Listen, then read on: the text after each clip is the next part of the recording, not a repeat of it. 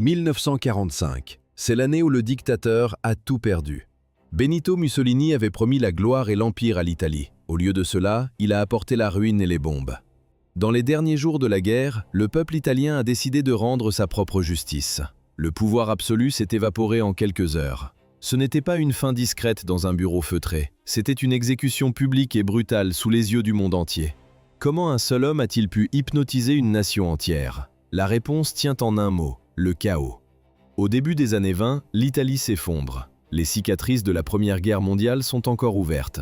Les soldats reviennent du front. Ils ne trouvent que le chômage, l'inflation galopante et des promesses non tenues. La colère gronde dans chaque rue. Les usines sont en grève. Les gens réclament un changement radical. Mussolini observe cette frustration. Il l'étudie. Il décide de l'utiliser comme une arme. Il se fait appeler Il Duce, le chef. Son discours est simple. Il veut rendre à l'Italie sa puissance antique. Pour beaucoup d'Italiens, il devient l'ultime espoir.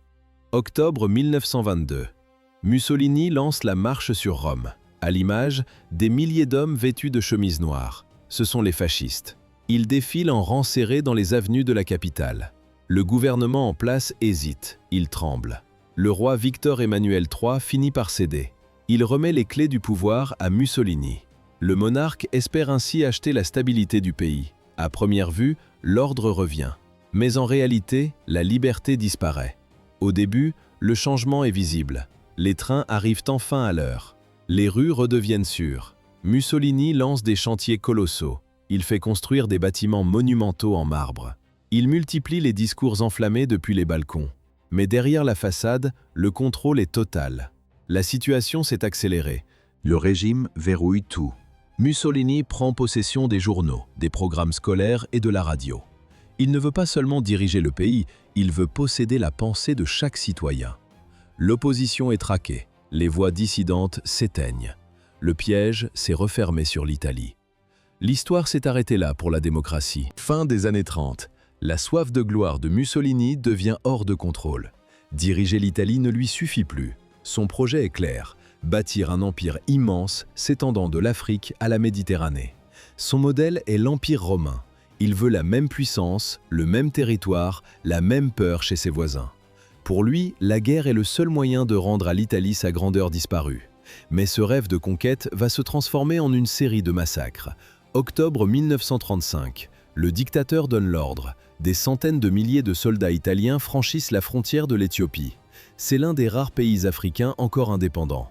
Mussolini promet une victoire rapide et héroïque. La réalité est une boucherie. Sur les images d'archives, on voit les escadrilles de bombardiers décoller. Le ciel se remplit de fumée. Les avions italiens ne visent pas seulement les troupes, ils ciblent les villages. Les pilotes larguent des bidons de gaz moutarde sur les populations civiles. C'est une arme chimique interdite par les conventions internationales. Le gaz brûle les yeux, la peau et les poumons. Des dizaines de milliers d'Éthiopiens meurent dans des souffrances atroces. Parmi les victimes, des femmes, des enfants, des vieillards. Le chaos est total.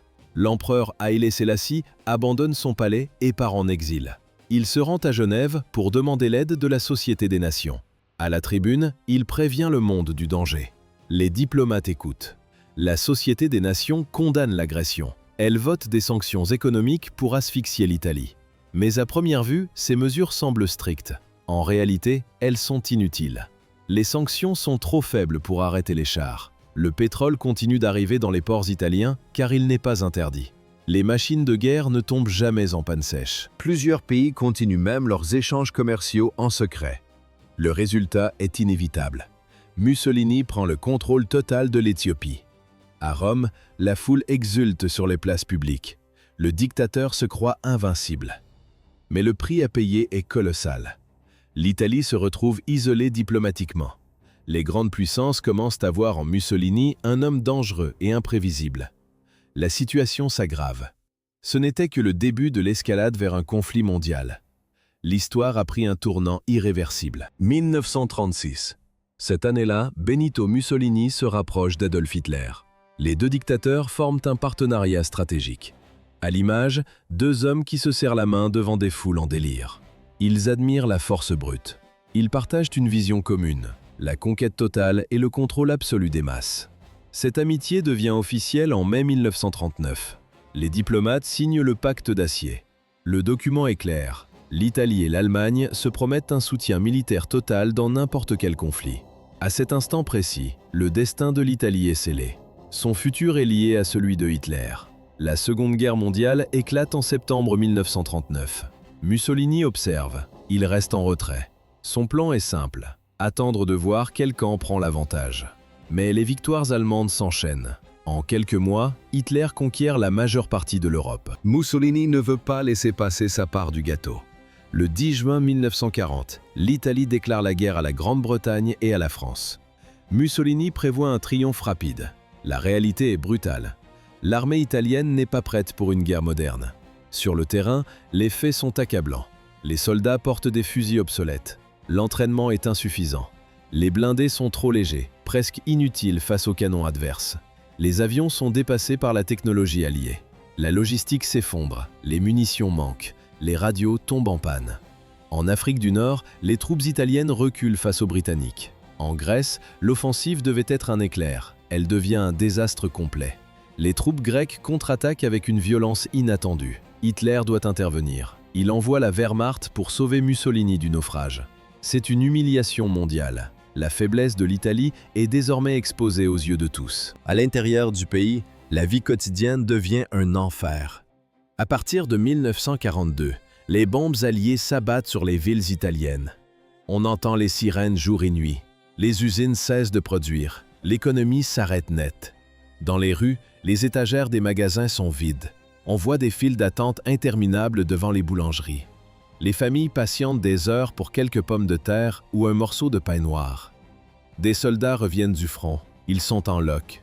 Ils mendient de la nourriture et des vêtements de porte en porte. L'empire glorieux promis par Mussolini est en ruine. Le pays est à bout de souffle. Mais le dictateur refuse de voir l'évidence. Il continue de parler de victoire. Il monte à la tribune pour hurler des discours sur la grandeur de Rome. Pendant ce temps, son peuple meurt de faim. À l'été 1943, son monde s'écroule. Les fondations du régime se fissurent. La chute est inévitable. L'histoire ne pardonne pas les illusions. 9 juillet 1943. L'invasion de la Sicile commence à l'aube. 160 000 soldats britanniques, américains et canadiens débarquent sur les plages italiennes. Comment l'armée de Mussolini a-t-elle réagi? Elle ne l'a pas fait. Épuisés et privés de munitions, les soldats italiens déposent les armes. La Sicile tombe en seulement 38 jours. À première vue, une défaite militaire. Mais en réalité, l'effondrement total d'un régime.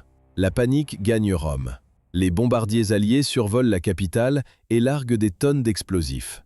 Les sirènes hurlent sans interruption. Dans les rues, les civils fuient les décombres. Les gares sont prises d'assaut. Le gouvernement perd le contrôle. Même au sein du parti fasciste, le ton change. La situation a empiré.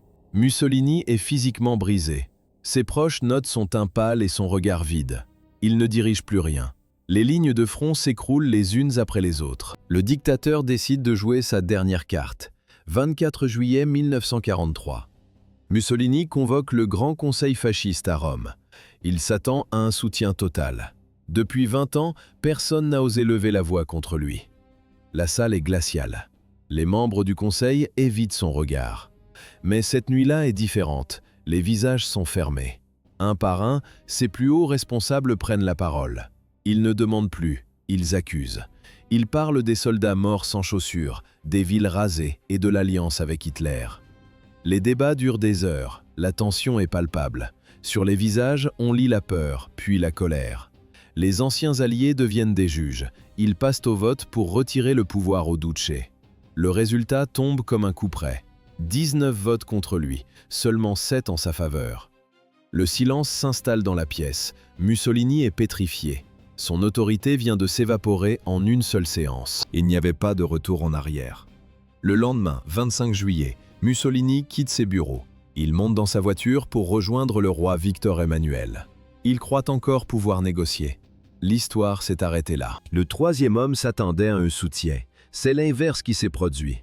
Le roi lui a annoncé son licenciement immédiat avant d'ordonner son arrestation. Les gardes l'ont emmené en silence. Ils l'ont fait monter dans une voiture. Ce n'était pas pour sa protection, mais pour sa détention. Mussolini est devenu un prisonnier. Les autorités l'ont déplacé plusieurs fois entre des lieux secrets. Sa destination finale, l'hôtel Campo Imperatore, un bâtiment isolé sur le massif du Gran Sasso, en haute montagne. Là-bas, l'évasion semblait techniquement impossible. La nouvelle s'est propagée. L'Italie a explosé. Dans les rues, la foule hurlait de joie. Les gens ont arraché les symboles fascistes des façades. Ils ont brûlé les portraits du Duce sur les places publiques. Les cloches des églises ont sonné dans toutes les villes du pays. Après 21 ans de dictature, les Italiens respiraient enfin.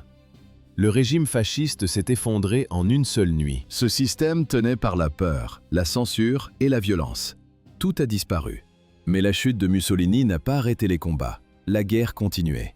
L'Allemagne refusait de perdre son allié du Sud.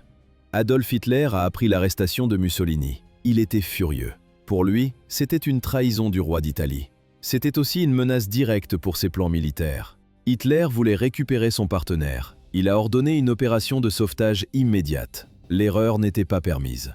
Septembre 1943. Les commandos allemands passent à l'action. À leur tête, Otto Skorzeny. Leur mission était l'une des plus risquées du conflit mondial. Ils ont localisé Mussolini dans son hôtel de montagne.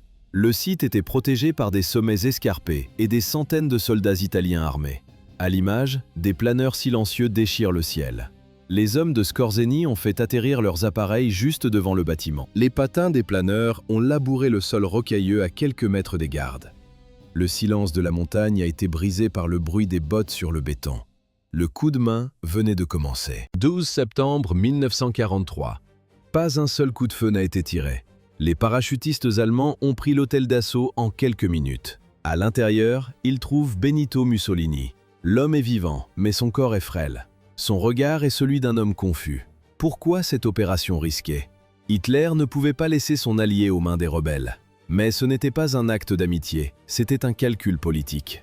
Quelques heures plus tard, un petit avion de liaison décolle vers le nord. Le dictateur est en sécurité. Cette mission porte un nom, le raid du Gran Sasso. Elle reste dans les archives comme l'une des opérations les plus audacieuses de l'armée allemande.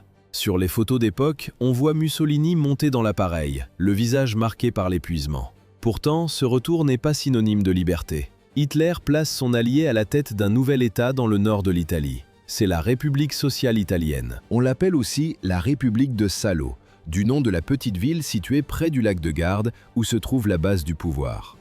Ce n'était qu'un gouvernement de façade. En réalité, Berlin contrôlait chaque document, chaque décision, chaque mouvement de troupes. Mussolini n'avait plus aucun pouvoir réel. Il était devenu une marionnette. À l'image, les officiers allemands sont partout derrière lui. Les ordres venaient de la Wehrmacht. Chaque Italien qui tentait de résister subissait une punition brutale. Début 1945, la guerre touche à sa fin. Mais le paysage n'est qu'un champ de ruines. Les troupes alliées ont percé les lignes de défense. Elles remontent la péninsule italienne, ville après ville. La situation est critique. Au sud, les forces américaines et britanniques progressent sans s'arrêter. À l'est, l'Union soviétique écrase les défenses allemandes, forçant les armées de Hitler à battre en retraite. Les puissances de l'Axe s'effondrent. La République de Salo s'écroule avec elle. Le nord de l'Italie plonge dans le chaos total. Les villes sont dévastées par les bombardements. Les routes sont coupées par les cratères d'obus. Des milliers de civils fuient les zones de combat avec leurs bagages sur le dos. Même les chefs fascistes changent de camp. Ceux qui hurlaient leur loyauté quelques mois plus tôt cherchent désormais une sortie de secours. Beaucoup se rendent discrètement. D'autres s'enfuient vers la Suisse avec des valises de billets. Mussolini est isolé. Il ne commande plus personne. À Milan, le cœur industriel du pays, la peur a changé de camp. On entend les cris de la foule dans les rues. Les groupes de résistance se sont organisés dans l'ombre pendant des années. Maintenant, ils frappent au grand jour. On les appelle les partisans. Ce ne sont pas des soldats en uniforme. Sur les images d'archives, on voit des ouvriers d'usine, des paysans, des étudiants et des femmes. Ils ont tout perdu dans la guerre. Ils portent des fusils de chasse, des armes volées ou de vieux pistolets. Leur seul objectif est de libérer le pays de l'occupation nazie et du fascisme. L'affrontement final était devenu inévitable. 1945. L'armée allemande en Italie s'effondre. Les partisans sentent que la fin approche. Ils lancent un appel à l'insurrection générale. Pourquoi ce soulèvement maintenant? Les forces de l'Axe sont à bout de souffle. Le signal est donné. Le 25 avril 1945, les partisans déclenchent leur plus grande opération. À Milan, l'action est immédiate. Les groupes armés s'emparent des bâtiments stratégiques. Ils prennent le contrôle des stations de radio. Ils encerclent les quartiers généraux fascistes. À l'image, des hommes en civil armés de fusils courent dans les rues pavées. Les troupes allemandes battent en retraite vers le nord. Les officiels fascistes abandonnent leurs bureaux en urgence. L'insurrection gagne Turin. Elle atteint Gênes. Le mouvement se propage à toutes les grandes villes. En quelques heures, le nord de l'Italie bascule. On entend des cris de liberté. On entend des appels à la vengeance. Mussolini est retranché dans la ville de Salo. La nouvelle tombe. Milan est tombé. Il comprend enfin que son règne est terminé. À Berlin, Hitler est coincé dans son bunker. Les deux dictateurs sont au pied du mur. Mussolini a peur. Il décide de fuir. Le 25 avril, il rassemble ses derniers fidèles. Sa maîtresse, Clara Petacci, est à ses côtés. Quelques gardes personnels et une poignée d'officiels loyalistes montent dans les véhicules. Direction, la Suisse. Ils veulent franchir la frontière pour atteindre un territoire neutre. L'objectif final est l'Espagne. Mussolini espère que Franco l'accueillera. Il pense encore pouvoir négocier sa sécurité. Il imagine reconstruire son image depuis l'exil. Mais la réalité est brutale. À première vue, un plan de fuite organisé. Mais en réalité, une impasse totale. Les routes sont saturées. Des colonnes de soldats allemands refluent vers le nord dans un chaos complet. Les avions alliés bombardent les autoroutes en piqué. Les partisans tiennent les carrefours. Ils contrôlent presque chaque village sur le trajet. Le convoi de Mussolini avance lentement dans les montagnes. Les moteurs chauffent. Les véhicules se fondent dans la masse des troupes allemandes en déroute.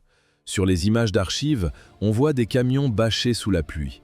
Pour ne pas être reconnu, Mussolini change de vêtements. Il enfile un uniforme militaire allemand. Il rabat son casque. Le dictateur n'est plus qu'un simple soldat qui tente de disparaître. La situation s'aggrave de minute en minute. 27 avril 1945. Un convoi de camions allemands roule vers le nord, près du village de Dongo, sur les rives du lac de Côme. À l'intérieur d'un véhicule, un homme se cache. Il porte une capote militaire grise et un casque d'acier. Il ne parle pas. Il ne regarde personne. Comment le dictateur espérait-il s'échapper? Par le camouflage. Benito Mussolini essaie de passer pour un simple caporal allemand ivre.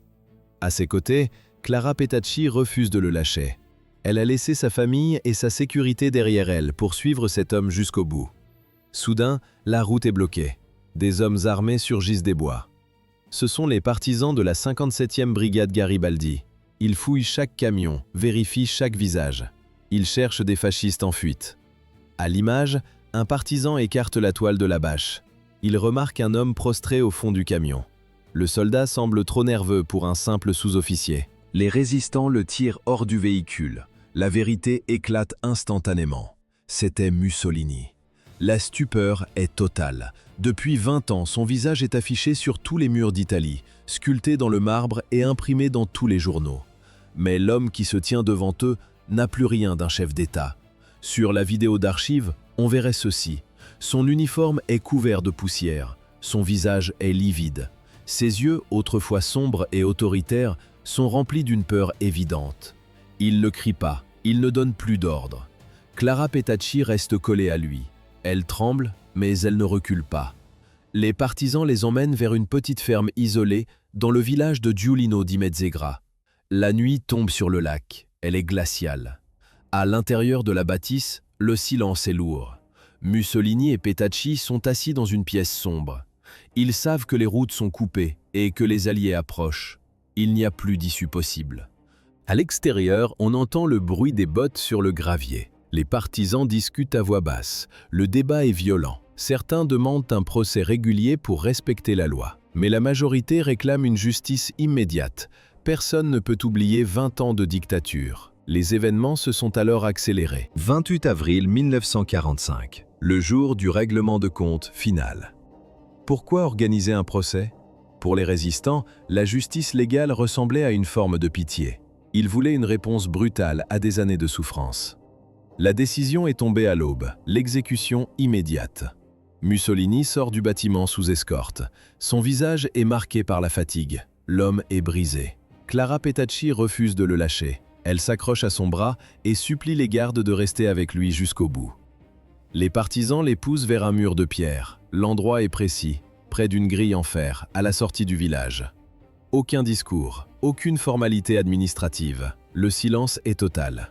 16h10, l'ordre de tirer retentit. Le bruit des détonations déchire l'air calme de l'après-midi. À l'image, les corps de Mussolini et de Petacci s'effondrent l'un après l'autre sur le sol poussiéreux. Le Duce n'existe plus. Pas de foule pour l'acclamer. Pas de salut militaire, juste l'écho des coups de feu qui se perdent dans la campagne italienne. Mais ce n'était que le début de l'horreur. Le lendemain, Milan se réveille dans le chaos. Un camion débâche entre dans la ville. À l'intérieur, les cadavres de Mussolini, de Petacci et des hauts dignitaires fascistes sont exposés à la vue de tous. Le véhicule remonte les grandes avenues. Ce sont les mêmes rues où les chemises noires défilaient avec arrogance quelques mois plus tôt. La destination est choisie avec soin, la Piazzale Loreto. Ce n'est pas un hasard. Le lieu possède une charge symbolique violente. À cet endroit précis, les fascistes avaient exposé les corps de 15 résistants italiens pour terroriser la population. À première vue, une place publique ordinaire. Mais en réalité, le théâtre d'une vengeance historique. La situation a basculé. Les bourreaux d'hier sont devenus les trophées d'aujourd'hui. Les corps sont jetés sur le pavé, au milieu de la foule qui commence à s'amasser. La haine explose. L'histoire s'est arrêtée là, dans le sang et la boue. 29 avril 1945. Le soleil se lève sur Milan. La place Loreto commence à se remplir. Ce lieu n'est pas choisi par hasard. C'est ici que les fascistes avaient exécuté 15 partisans quelques mois plus tôt. L'odeur du sang n'a jamais quitté le béton. Aujourd'hui, le message change de camp. Pourquoi la foule est-elle si nombreuse? La réponse est simple. 20 ans de dictature se sont transformés en une haine pure. Des milliers de personnes convergent vers le centre. Des ouvriers en bleu de travail, des mères de famille, des soldats en déroute. Même des enfants se faufilent entre les jambes des adultes. Chaque visage porte une cicatrice. Un père fusillé, un fils disparu sur le front russe, une maison détruite par les bombes. Les corps arrivent à l'arrière d'un camion. Benito Mussolini et Clara Petacci sont jetés au sol. La foule explose. À l'image, des gens piétinent les cadavres. Une femme tire 5 balles dans le corps du Duce. Une balle pour chacun de ses fils tués à la guerre. On entend des cris, des insultes, le bruit des coups de botte sur la chair. Ce n'est pas une simple émeute, c'est une explosion après 20 ans de silence forcé. À première vue, une exécution sauvage. Mais en réalité, un acte de libération brutale. La situation s'accélère. Les partisans veulent un symbole visuel. Ils traînent les corps vers une station-service en construction. Ils utilisent des crocs de boucher. Mussolini et Petacci sont suspendus par les pieds aux poutres métalliques du toit, la tête vers le bas. Le visage du dictateur est défiguré, méconnaissable sous le sang et la poussière. Sur les photos d'époque, on voit les corps balancent lentement au-dessus d'une mer de tête. La foule lève le poing. Certains crachent sur les dépouilles. La chute du régime est désormais une image concrète. Le fascisme meurt dans la boue d'un garage milanais. L'erreur était interdite pour les partisans. Ils devaient montrer au monde que l'Italie avait tourné la page. La nouvelle traverse les frontières en quelques heures. Les câbles télégraphiques saturent. De Londres à New York, les rédactions stoppent les rotatives. Le lendemain, la photo fait la une des journaux du monde entier. Le choc est total. Le dictateur qui voulait restaurer l'Empire romain finit pendu comme une bête. Dans toute l'Italie, l'information se propage. Dans les villages reculés, on sort les drapeaux cachés depuis des années. Les gens descendent dans les rues. On s'embrasse, on crie, on pleure. La peur a changé de camp. Ainsi s'est achevée une époque.